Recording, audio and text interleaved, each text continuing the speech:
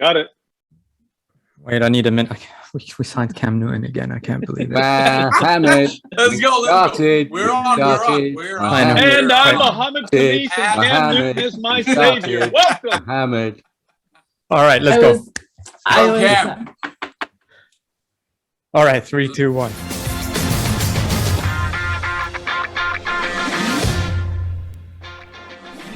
And we are on. Hello and welcome to Sports Unhinged. My name is Mohammed and I'm welcoming back Coach Mark and Ujitha. But today, we welcome back a very special guest, Darla. By popular demand, you are back here to talk about Aaron Rodgers, our resident Green Bay Packers fan, to give us a genuine perspective from the Green Bay Packers fan base.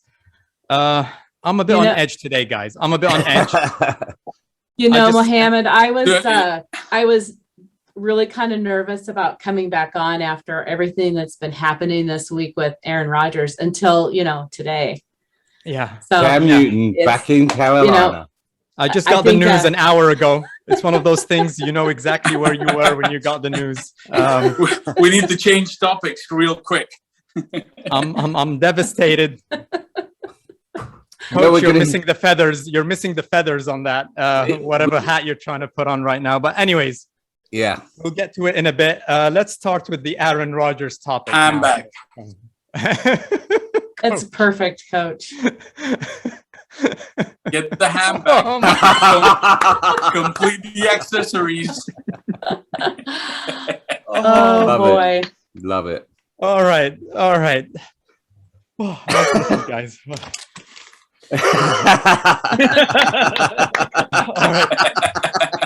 All right. We can do this.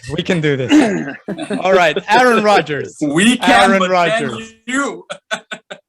So the NFL fined Aaron Rodgers and Lazard $14,000 this week. They fined the Green Bay Packers $300,000 for what they said was a few isolated incidents of Aaron Rodgers not wearing a mask and him and Lazard attending a party. We spent a lot of time on this last week. We were outraged. I spoke to a few Green Bay Packers fans that I knew, and they thought it was no big deal. So, Darla, give it to us straight. What? How do you guys feel? Well, I'll tell you how I feel. I don't know. I'm not a super rule follower, but I definitely am a rule follower. But one of the things that was discussed a lot around here was the fact that, Aaron didn't have that mask on during the press conference because he tested negative, and everybody in the room either had a mask on or they tested negative. So he thought the protocol was a little ridiculous because everybody was safe. And I really, I kind of think of it as running a red light. If I come up to a red light and stop and there's nobody around in that red light, it's safe for me to go, right? Well, no, it's still a violation because it's a rule and you got to follow it. So I don't care. It really bothered me that he thought he could not follow rules because of what his beliefs are, and everybody should be okay with it.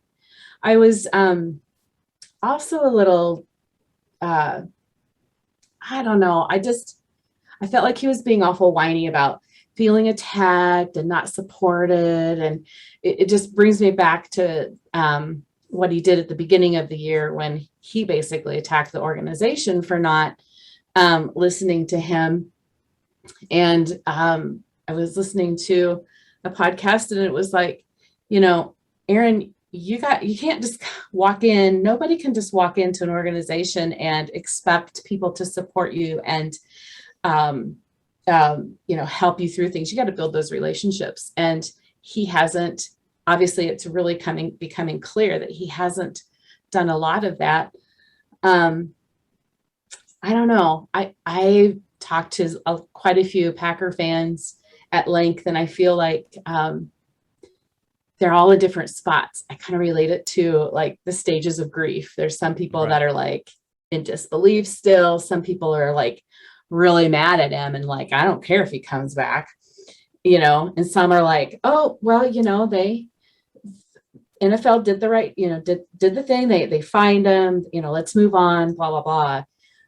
I honestly feel like that because what was mentioned earlier about Cam Newton, the fact that Aaron's got to be like ecstatic that, you know, the spotlight is now off of him. Oh man. Sorry, well, we're glad we can help. We're glad we can help. But I don't know. I think I really do think that people were hoping that Jordan Love would have had a better showing during that Kansas game. City game, yeah. Yeah. But wow, you know, Jordan Love did okay in the fourth quarter. And he showed some signs of promise for you there. He did show some signs, but like people said, this is the only film we have of him. And I really do think people thought he was going to come out like gangbusters, like Aaron did when Brett Favre got hurt. And he didn't, but I think he still needs a fair shot. I'm not giving up on him yet. Do I think Aaron Rodgers? How did you feel about the two appearances since we filmed the podcast last week? Aaron Rodgers has appeared twice on the Pat McAfee show, and I think that's where he kind of put the NFL in a spot where they had to do something, and they tried to give him a slap on the wrist. Instead, it was almost, I don't know, it wasn't even that, you know? So in those two appearances, he spread more misinformation about the Johnson & Johnson vaccine. Right. He quoted Martin Luther King about objecting to rules that don't make sense. He referred to Joe Rogan or Dr. Joe Rogan as a medical reference. And the NFL looks really bad here because they fined CD Lamb $20,000 for having his shirt not tucked in the Dallas Cowboys game last week. And Aaron Rodgers got a fine of $14,000. And I think somebody there was some kind of a tweet where they said fining him $14,000 is like fining the average American $33 for an infraction. So do you think that the NFL missed a chance here to send a message and say, we treat all of our players equally and we're taking this very, very seriously? Absolutely. Yeah. They and you can't backtrack now. I mean, what's done is done. The fine is there, but I don't think that. I think a lot of people are looking at it as, wow, you know, in a lot of other instances, be a superstar and there's gonna be leniency. Right now, if he comes back, which he probably is in the next game, and he takes you guys on a winning streak and all the way to the playoffs and to the Super Bowl, is all forgiven, or is there going to be, chatter in the offseason about Aaron Rodgers leaving Green Bay? I mean, where does the fan base fall on this? Because I know winning games makes you forget everything usually. So is it Super Bowl or bust, or you know, where are you guys at right now when it comes to Aaron Rodgers going into the future beyond this year? If he comes back and we're winning games and we end up in the playoffs and get to the Super Bowl, he's going to be a hero again. I mean, right. He's going to be, he's going to be the star that we've always known and loved, and how easily things can be forgotten. I don't know that. I don't think the chatter about him, will he return, go away. I think once we get to the off season, that's going to be all you're going to hear, which I don't know. It gets old. Do you think he comes back next year? I don't think he will. No. This is it. I think this is it. It'll be interesting to see the reception he gets at Green Bay on Sunday. Yeah. I think there's going to be a mixture of reactions. There'll be a mixture until they win the game, and then it'll be cheers and cheers. And if he drives them down with 30 seconds to go and they win the game at the end, no one will ever care. Yeah. Now, you're Russell right. Wilson might be back for Seattle, so this might not be as easy a game for Green Bay as as anticipated before, because I think he's cleared to come back. So that might make it an interesting game. If they do lose that game, I'm interested to see what the reaction will be. I think this story is not over yet. All right, Darla, You're hoping it's not over, Mohammed, because you've got a bigger story. Yes. Darla, do you think what Aaron Rodgers did affected the organization? Look, in terms of the KC game, for example, they lost the game because he wasn't there. So let's face it, if he was there, they would have won. And had the NFL given him further fines, let's say 3, 4, whatever, 5 games, that could have cost you the season. So from that perspective, how do you feel about that? Like he could have cost Green Bay the season. For me, it's hard. It's really hard to overlook that. But like you all have agreed and have said, if he comes back and wins us games and gets us to the playoffs and gets to the Super Bowl, it's going to be a memory. I mean, it's going to be something people aren't going to hold on to. Well, I think the NFL still they're complicit in this, and I think this is not going to go away. And any future infractions on the COVID rules and fines there'll be a lot of scrutiny on those going forward. I did read that some of the other owners are pretty unhappy with the way the NFL have dealt with this, and they see it as Green Bay bias. I want to be careful what I say as a Bears fan, but there is some chatter amongst the owners that they feel it's a little bit of a one rule for the Packers and one rule for somebody else. Right. So if it does happen to another organization, it'll be interesting to see how the NFL treat them. Yeah.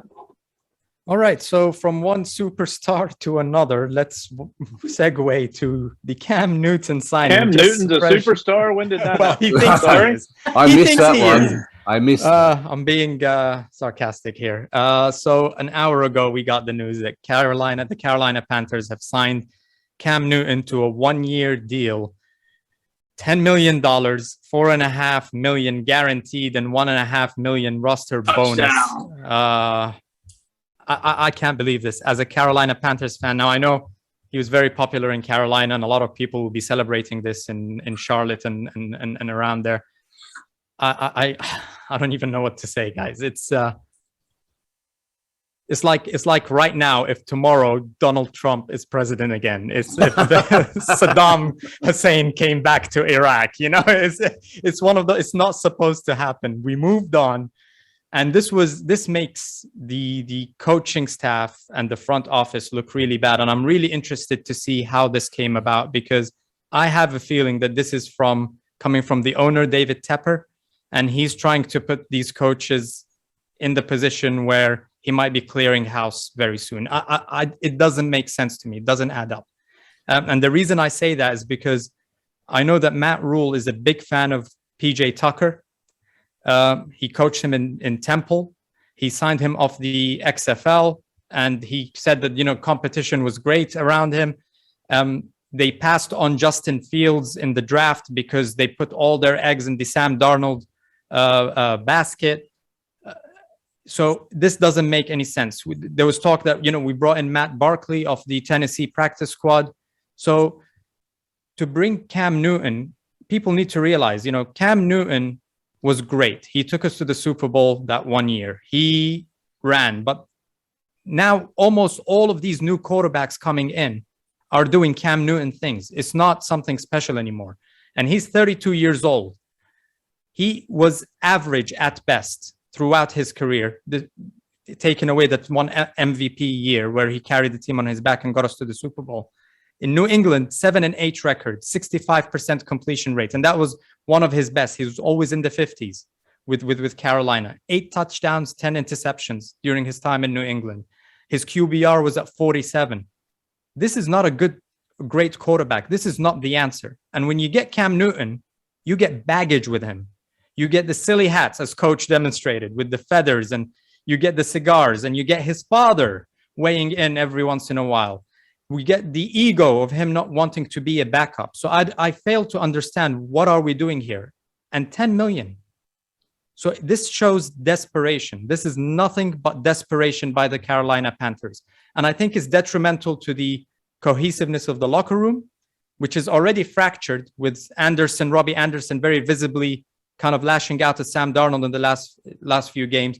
The last thing you want is to get a guy with such an ego like Cam Newton to impose himself in the locker room.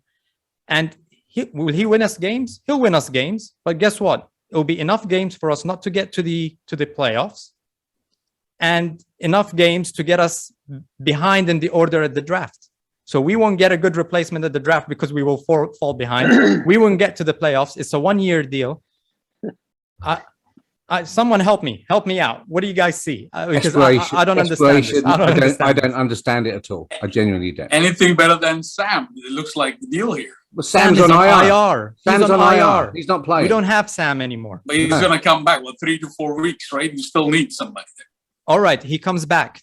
Cam Newton very vocally said he would never be a backup quarterback. So what happens when Sam Darnold comes back and they want to start him again, and they tell Cam, all right, we want you to be the big brother to Sam Darnold now? How is that going to work out? This is not good. I'm gonna let your words come back to haunt you. After week 3, you made it a point to say, who's leading in touchdowns for my Carolina Panthers? He set all these records as rushing quarterback and touchdowns as a quarterback. Wasn't that you? I think yes, it was.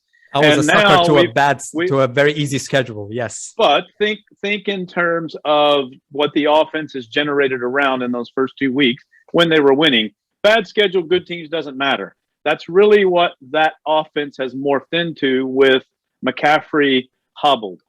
Yes. Right. So then we go out and we get the best quarterback on the market. Ignore the name for a second. We get the best quarterback on the market that has the ability to run that type offense, which is what we've morphed into. And look, they're going to win 3 of their next 4. Okay? They're going to lose to Arizona. And then, they're going to beat Washington. They're going to beat the Dolphins. They're going to beat the Falcons. Yeah. So, I don't know. I think it is the name that's bothering you, where when I flip it and put on my coaching hat, I see that particular skill set matching what Brady's trying to do with the offense until they can get McCaffrey back healthy. I don't know. I'm confused. I'm not very happy with this. I would have rather we got Matt Barkley, started him, lost a few games, got a good draft spot, got an O-linesman and a quarterback in the offseason, and started all over again and decided what to do with these coaching staff, because it's, I don't know.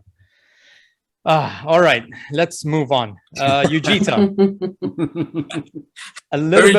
Move on. Yeah, let's very quickly move on. Some signs of hope. Well, I don't know if there are signs of hope in the NFC East, but the Dallas Cowboys had an embarrassing defeat to the Denver Broncos. It was a shutout up until the fourth quarter, 30 points trailing. Dak looked really bad, 19 for 39, 232 yards, two touchdowns and 1 interception. Is this a one-off aberrations or the beginning of trouble in Dallas? Actually, the question that I'm really asking, should your 3-6 Eagles, get a little bit excited about what's going on with the Dallas Cowboys, or is this just a little bump in the road? Yeah, I'm more pissed off that Eagles couldn't finish off the Chargers game, because then we'll be 2 games behind Dallas. So I'm more pissed off about that, But look, I mean, I think around week 6 when we did this podcast, we talked about how Kellen Moore had built up this offense of Dallas. It's a really good offense, league leading, 152 yards on the ground, 303 on passing, and really top of their game. But, bam comes Denver, and they're just not ready for the game, because, you got to suit up, pad up, and come with your barrels full for every game. And they did it. So, Dallas started the game at 9.5 favorites starting the game. So did they fool everybody, or was it like you said, did they stink up on the day? So I think for me, it's about a 20-60-20 split. Now, you might ask, what the hell is that last 20? 20-60-20. Okay, let's do some math. What the hell? All right, take us through. What the hell is that 20? that 20 is good old-fashioned arrogance.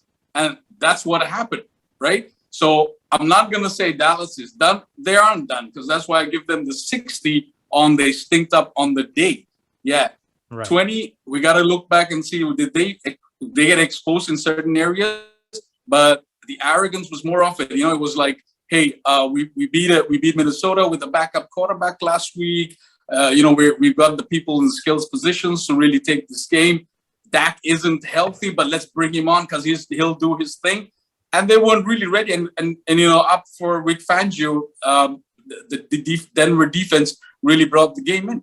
But that first opening drive, or the first drive of Dallas, really was like a prologue for the game, right? They went the kickoff 40 to the Denver 47, but then they went 10 yards.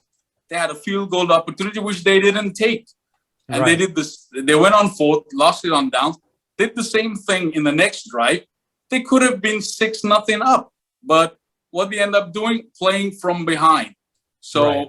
They lost the run game, all right, which is their identity on offense, right? And then you have dual threat of Pollard and Elliott going for 78 yards on right. the day, right? And I'm not even worried about the yards. It's actually the carries that I worry about. Just 14 carries. Wow. So, okay. Yeah, so you didn't attempt. You kind of abandoned your identity, okay, because you had to go for passing because you're playing from behind all the time. And even the passing game, CD Lamb, I mean, the guy had 9 targets, 2 catches. I don't know what it was. Maybe he didn't have his shirt tucked in. I don't know what the hell was going on. But yeah, I mean, Dak was off. Definitely, Dak was off. The O-line was off. You know, Mike McCarthy is the weak link in this coaching system, so he was off from the calling. I'm not going to put the full blame on him, because as players, you got to go and finish those plays. So there were some suspect calls, but it's not all on him. And then the 20 of which they were exposed, I would say, is the defense. You know, this defense has been playing on the coattails of the offense all this time because they've never had to play from behind. You know, last week, Van Der Esch, Parsons, they did their thing. They stopped Dalvin Cook. They've been doing their thing the whole time. But they never had to play from behind. Then you got Trevon Diggs. He looks really good on the stats with his interceptions, but he's a great cornerback, but he's not a shutdown cornerback, you know? So as many interceptions as he gets blown away, and he gets targeted on his side as well. Right. But look, the good thing is, you know, in terms of what happened with the Bills, KC, they've got real issues.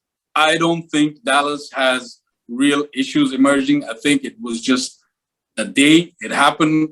Everything was off. O-line, Dak, defense, everything was just off. They were not ready. Denver was ready. They came, they played hard, and their defense was superhuman. Even after trading away Von Miller, they actually showed up. It was crazy. It was like, you know, the ghost of Von Miller, you know, whatever. He took the bad karma out of the system. I mean, you got to give it up for Vic Fangio. I mean, it was a magnificent defense. So look, Dallas has the luxury of playing in an excuse of a division of the East. They're gonna go through as 4th seed, maybe 5th seed. I don't know. Right. But yeah, look, it was a bump on the road, man. They got Atlanta coming up. Let's see how they do with Atlanta with a surprise win over last week. I mean, they know something about blowing leads, you know? Yeah. Now, let's segue over to the Buffalo Bills. You mentioned them and the fact that they have real problems. Now, their anemic run has continued with a terrible game against the Jacksonville Jaguars. I mean, 9-6. That was excruciating to watch, even in the highlights. We didn't watch the whole game.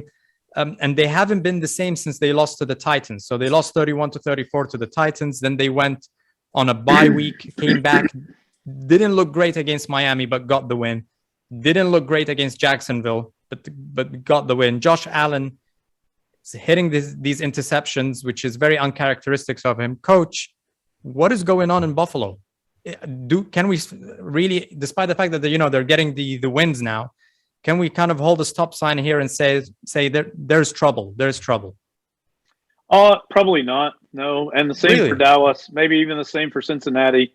I think maybe since New England went on their undefeated run, pretty much, and I don't know the actual numbers, but 2 to 3 games a year, those type teams just lay an egg. They're just hard to get up. It's hard to do that for 18 weeks or 6 to now 19 weeks, counting the 17th game, even with the bye week. And sometimes you just have a bad week, both coaches, players, mentality, practice. And I think it just happens more than we're used to, right? Right. And I think that's probably what's happened to Buffalo. They probably took Miami lightly and didn't play well. And then I think they probably thought they would sleepwalk through Jacksonville as everyone else did. And look, hey, give Jacksonville's defensive coordinator a lot of credit. And he matches up with them very, very well, much better than I thought they would. Now, also, Buffalo's struggling with an identity. They don't have a run game to speak of. Right. I think they're a little banged up on their offensive line. And I think that until they can get some cohesiveness on offense, they're not going to score a lot of points. Right. No, but I think the schedule kind of is a lucky break for them to go through the slump because, coming out of the bye, if Miami had a slightly better offense, they could have done something in that game and they could have pulled it off. Jacksonville, I mean, it was, if they had just something on offense, they could have just pulled a field goal here and there. It could have caused trouble and they might have lost the game. And now they're going up against the Jets next week. So that's a lucky break to go Miami, Jacksonville, and then the New York Jets. I mean, that's as best time as you can get to go through that slump and still get some W's on the way as well. Yeah, and who would have predicted they would go, 2-1 through those 3 games, right? So I think at this point, if they go 2-1, they'll be ecstatic because they'll still be one of the top 2 seeds in the AFC. Yeah. Just imagine if the Jets won, though. Oh, if the Jets win this week, oh my God. Coach, you mentioned a couple of weeks ago that Caesars Palace had the most profitable day ever. I can't remember what game that was. Big upset that happened. This would be a similar one. So after Monday night's game, I was reading that Caesars Palace had their most profitable week in the NFL in the history of NFL betting, including Super Bowls. With all the upsets. With all the upsets, all the low-scoring games, all of the good teams playing bad. 7 out of 12 underdog wins for the week. It makes you wonder. The little hip check from the ref and the taunting, it makes you wonder. It really does make you wonder because there were so many weird results. And let's face it, Chicago winning in Pittsburgh would have been a weird result. Well, let me get to that because we've seen, you've seen an upset Green Bay Packers fan today. You've seen a devastated Carolina Panthers fan today. You've seen a pissed off Eagles fan today. I'm not pissed off. I don't get pissed off. You just said you were pissed off. Anyways, I'm used to the shit. It's been 10 years. Rewind the tape. I'm fine. And Mark has sat there throughout this whole time with a silly grin on his face, and I just want to remind him that the refereeing decisions went against the Chicago Bears in Monday Night Football. And I just want you to relive those moments with us, Mark, and tell us what your thoughts are. Hips don't lie. Hips don't lie. Hip check. I think it's fair to say at the time I was fairly upset and disappointed. Just a smidge. Tuesday was the worst. Absolutely. When you start re-watching stuff and you see some of the calls and you see TJ Watt taunting the Bears bench, and then you see our guy really just looking at the Pittsburgh guys and he gets thrown a flag for that. The hip flex from the ref, the disallowed touchdown, the shady calls, the missed call on the winning field goal by Pittsburgh where they were lined up offside. Do you want me to go on? The bottom line is, Chicago lost the game, but I do believe football was the loser overall because the refereeing was so bad and so blatant. It's not only been Chicago fans that have been calling it out this week, it's been football fans calling it out. Right. And the NFL, again, I'm not very happy with what they did with Green Bay. I think that was awful. but they've backed up their referee crew, and they've said everything was wonderful. And it seems that the NFL organization is in a bubble at the moment. And if they're not careful, they're going to ruin this wonderful game.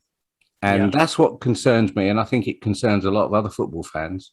Do we have a class system in the NFL where you have the aristocrats, the New England Patriots, Absolutely. the Green Bay Packers, sorry, Darla, and the Pittsburgh Steelers? Absolutely. And the Dallas Cowboys, I would say, would fall into that bucket. And then there's everybody else. Yeah, I'm not sure the Steelers kind of fall in there. I think that was, that was all to do with the betting stuff, but that's another story. But I do feel Mike Tomlin was tripping up some wide receivers a couple of seasons ago. Let's not forget that. And he did. Yeah. They're squeaky clean, aren't they? So, no, but he did it with swagger. All right. With swag, He did it with swagger. He looked good doing it. I do think football was the loser on Monday night. I really do. And the thing that I've been hanging on to all week is that Bears have finally got a quarterback. Some of the stuff that he did was awesome. First half, the Bears were awful. I was kind of live texting with Darla during the game, and we were texting also through the Green Bay game, which was interesting. But then in the second half, and particularly in the fourth quarter, I thought Justin Fields was fantastic. He certainly looks better in a Bears uniform than he would in a Panthers uniform, so that's cool. And my overriding thing is going forward, I think we're going to be fine. But the referee was awful. The referee was awful. All right. Now, another surprise that we had last week was the Cleveland Browns and their kind of big statement win over the Cincinnati Bengals, 41-16. And this was the first game that they had without Odell Beckham Jr., who was released during last week. And you saw that, Baker Mayfield was playing a lot more freely. Coach, do you think that that's the OBJ effect? I do. Yes. Mm-hmm. Yeah, definitely. I think there are certain types of pressures on quarterbacks when you have those type receivers where you just really feel like you have to get them the ball. And I think when you get the relationship that happens in Green Bay, it's wonderful. And then when you get the relationship that's happening in Cleveland, it's horrible. And it probably costs you some games. So I do. I think, they talk a good game, and probably in the film rooms and in the locker room, it's probably just fine. But at the end of the day, I thought it was interesting, and I think I pointed it out from OBJ's dad's video. Right. What he left out was all the times that he forces the ball to him in double and triple coverage so that he can get targets. Yeah. Right. Yeah. And so I do think it's an OBJ effect. I will be extremely interested to see where this guy ends up and then how it ends up. Do you want him in Green Bay, Darla? Yeah, that was going to be my question. Is there space for the ego of Odell Beckham Jr. in Green Bay with Aaron Rodgers' ego taking up all the space right now? No. It's not something the fans would like to see, huh? I don't think it would be a good move. I'd like to see it. Really? Yeah, I'd like to see his ego, because listen, Adams doesn't have an ego. Right. The majority of the other people don't. Even Cobb, he's a pretty humble guy, because he takes up so much airspace. Where OBJ has an ego. Yeah, right. He has no problem telling you about his ego, and so I think it would be an interesting dynamic. I don't think it'll ever happen, personally. So now, where's Odell Beckham going to end up then? Kansas? Just feed him over to Carolina. I mean, we seem to be just shopping, No, he wants to play for a winning franchise. He wants to play for a winning franchise. It's not a good day for you, Mohammed. so the less said, the better. Then he's not going to Chicago. He's not going to Philly. He's not going to Carolina. He's not going to Houston. No. So that's what you're saying. Yeah. I think he's going to end up in Kansas. I don't want him in Philly. You don't want a somewhat rookie quarterback having to deal with that ego with the rookie wide receiver set there. I don't want him there. No, that's terrible. I don't want him in Chicago. Idea. Who wants him? That's the amazing thing. So I read a Dark Horse article today about because he's waiting until after Sunday to pick his team, that if Indy wins the game, that's where he will end up, because they have the ability. One, they're hurting in their wide receiver. Two, Frank Reich at some point has some kind of relationship with him. I don't know where that would be. And they have enough cap room that can handle the rest of his salary, depending upon how he signs it and then how much they want to agree of roster bonus to salary and such. So that's their dark horse at the moment. If they win. If they win. Ujitha, we also saw another surprise with the Titans beating the Rams as well. Are the Titans okay with that, Derrick Henry? I think we've seen a lot of, from the coaching, from the way that they control the game, that they might be okay. They might still be in contention. What do you think? Oh, yeah, for sure. Look, I mean, the Rams game was all about the defense. That, that front defense line is big. It hurried Stafford. It made Stafford do stuff we haven't seen from him before. So I think Tennessee is okay. They did running by committee. It wasn't much of a run game, but I think Tannehill also showed, look, he can do some stuff. It wasn't a great game. Honestly, it wasn't a fantastic game on offense for Tennessee if you watched the game. But for some reason, the Rams were just confused on offense. So the Tennessee defense really won this game for them. I mean, they brought some looks where Stafford was so confused, it pushed the O-line back on him. And really, he had no time. I think he was hurried like 15. He was sacked about 5 times, I think, in that game. Right. Hurried about 10 times, a lot of pressures. And that wasn't a Matthew Stafford game. So I think Tennessee is looking good. They've gone, four straight underdog games now to first seed in the AFC. So funny things happening, right? Cincinnati were seed 1. Now they're out of playoff contention all of a sudden. Right. So, yeah, like crazy stuff's happening. But I think Tennessee's okay. And coach called it well, man, for them to get to the Super Bowl. I think so. It looks good so far. Hey, before you get away from the Tennessee game, sorry, Darla, I didn't mean to interrupt. Okay. That's right. They ran the model blueprint from the Super Bowl of New England versus the Rams a few years ago. Almost identical defensive looks and fronts. And so I think that gives more fuel to Mark's credence of Stafford is the weak point, right? He's not that much better in Goff. I think he is a little better than Goff, but if you go and watch the Super Bowl and how that defense did it, and then watch the Titans run almost the exact same thing in game planning and looks and shifts and dropping into coverage, exact same thing happened. I don't know. I would have to disagree with Mark's take because he got conditioned to see the Detroit Matthew Stafford, right? And I think you're being too harsh on him, Mark, when you say that he's the weakest link in that. Ask Darla. Now both of us have seen Matthew Stafford for the last 10 years, playing in the North, playing against various teams. Darla, what's your thought on Matthew Stafford?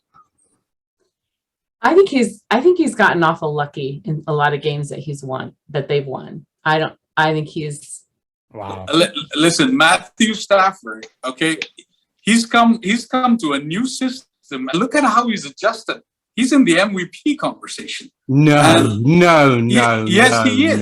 Yes, he is. Tell me top 5. Tell me top 5 MVP conversation. Tell me top 5. Give me top 5. No. Give me top 5 right now. No, I'm just talking about Matthew Stafford. He's not. Listen. No. I'm somewhere in the middle. I'm not saying that he's terrible or that he's an MVP candidate. I would say he's somewhere in the middle there. But he's good enough to take them to a Super Bowl. That's for sure. If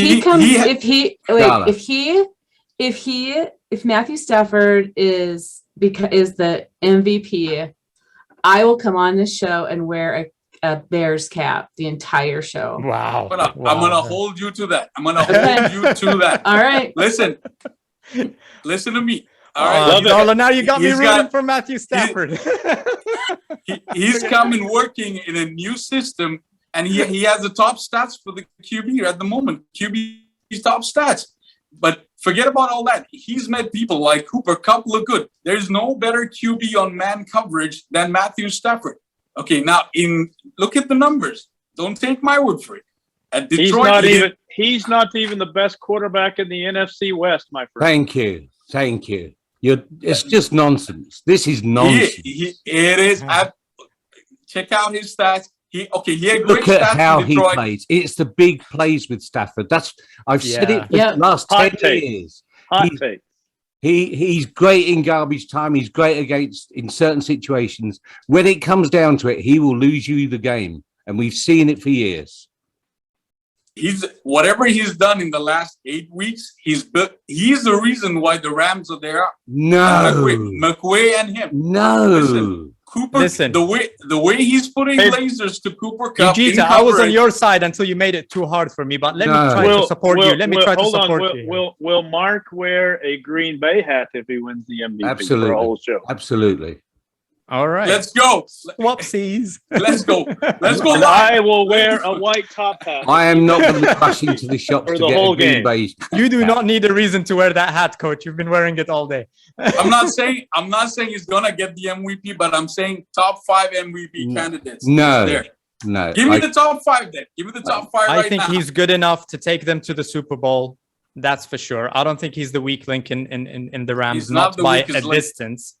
But I don't think he's an MVP candidate either. I'm trying to kind of keep it somewhere in the middle. All right. Coach, give me top 5 candidates right now. Go. For who? MVP. MVP. Kyler Murray, number 1. Mm-hmm. Probably not even close if I was a betting man. I think Dak is probably number 2, even with their loss last week. Right. I think that Stafford is probably in the top 5. I wouldn't say he's going to be good enough to win it. Brady's probably in the top 2 or 3, truthfully. Rodgers has to be there. Yep. Same. And Aaron Rodgers. Justin Derrick Rodgers Henry would have been there had he Fields not would gotten be there. injured. So Derrick So Henry, he's- if he doesn't get hurt, but I think Rodgers hurt his candidacy until he wins 3 or 4 in a row, which they're going to do. Yeah. If you look at their schedule, and I mean they play in the North by all means, and that's a horrible division. It's easy for them, let's be honest. So he's in the top 5. unfortunately. That's all I'm saying. He's in the top 5. No, he's not. I disagree. well, I really- coach agreed with you when he started listing them. So that's Exactly what I'm saying. Okay, Ujitha, you go up against Denver Broncos very quickly. How does that go? Oh, I'm looking forward to seeing Jalen Hurts all over the floor. I mean, it is scary. It is scary, but I gotta say, I mean, I like what they're doing differently right now. The run games come up all of a sudden. It looks like they've got actual run game designs going on. They can't be doing that forever, but again, going up Denver run defense, it's going to be scary. But we gotta keep close with Dallas. I mean, hopefully it's not a bump in the road, like I said, and we keep it close. But yeah, looking forward to the game. But it's gonna be a tough one. Okay. And now, before I wrap up the show, I just want to kind of share with you guys some of the ridicule that's been coming my way since the Cam Newton news. So let me read to you a message I got from our friend Marco. Hi, Marco. Good job signing Cam Newton. I see the price tag was hefty, but competition to sign him must have been really strong. I hope the Bank of America Stadium turf is strong enough to withstand every third down pass he will spike 5 yards short of his intended receiver. Foxborough was a potato field by the time he was done with the Patriots. Good old But Mark. at least the worry is just for the first 50 yards. It is unlikely he will ever venture into the opponent's half. So this is what I have to go with, Coach, the best available quarterback that we've just picked up. Anyways, with that, on that note, let me wrap up the show. Darla, thanks for coming back and giving us the Green Bay Packers perspective. Thank guys, you, Darla. It's been an amazing episode, and we'll see you guys on Saturday night for the Pick Six segment. Thanks, guys. Matthew Stafford, everything. Thanks Let's for go. having me. Take care. Good to see you, Darla.